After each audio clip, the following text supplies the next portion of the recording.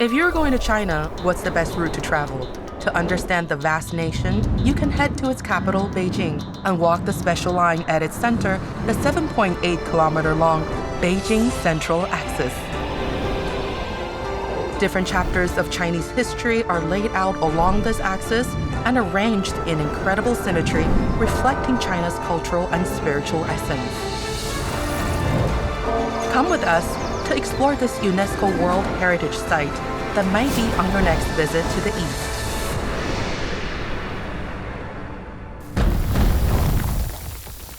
In the 13th century, in the reign of China's Mongol Emperor Kublai Khan and his Yuan dynasty, a 4-kilometer-long central axis took form in Beijing.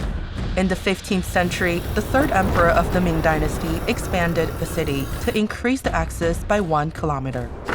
Then, when Beijing's new outer city was built 100 years later, the axis was lengthened again to its modern dimensions.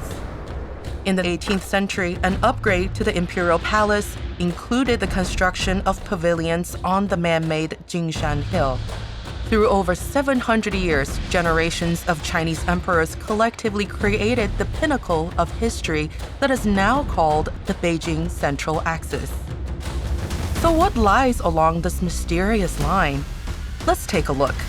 Starting from its northern end, we find the iconic bell tower, and opposite it, the drum tower. They once kept time for the capital, and the square is now a favorite hangout for Beijing's longtime residents. Further down lies the Emperor's Back Garden, Jingshan Hill, with the best views of the Forbidden City. The Forbidden City, where generations of emperors resided, and ritual sites like the Imperial Ancestral Temple and the Altar of Land and Grain. Tiananmen Gate, which was the original entry gate to the Imperial City, and finally, Yongdingmen Gate at the end of the axis, standing for eternal stability. The Beijing Central Axis is a masterpiece of city planning because its attention to detail goes much deeper than you might notice at first glance. This line is 500 zhang long, which is around 1.6 kilometers, and perfectly divides Beijing's palace quarter into 3 equal parts.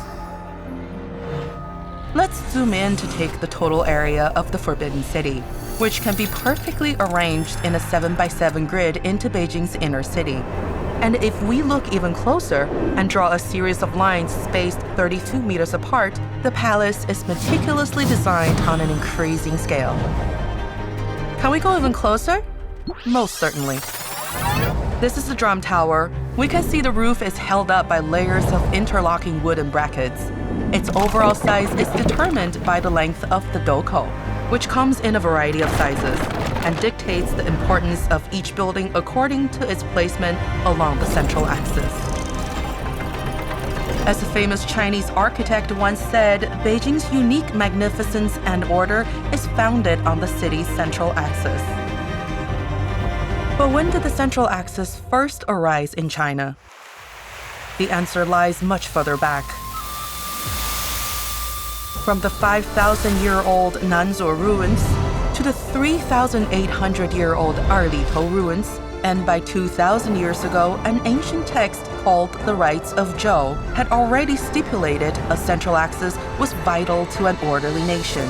Since then, the cities of Yecheng, Luoyang, Chang'an, Kaifeng, and other ancient capitals were all built with a central axis layout. China's capitals were founded on centrality and symmetry, reflecting a deep identity with the land they called Zhongguo.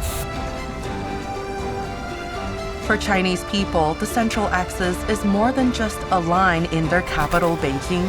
It is an extraordinary collective creation of their motherland. The philosophies of bygone sages, the decisions of past emperors and nobles, and the ingenuity of master artisans of old, as well as the lives of millions of ordinary people, have all helped to give rise to today's Beijing Central Axis. As one scholar once said, there is no other nation as committed to a symmetrical central axis. So, what is the best route to travel and understand China? Now you know the answer. The Beijing Central Axis. that stands for 5,000 years of Chinese history, philosophy, and culture. So when you visit, feel the city's brickwork and spaces. It's one of China's greatest legacies. Welcome to Beijing. Welcome to China.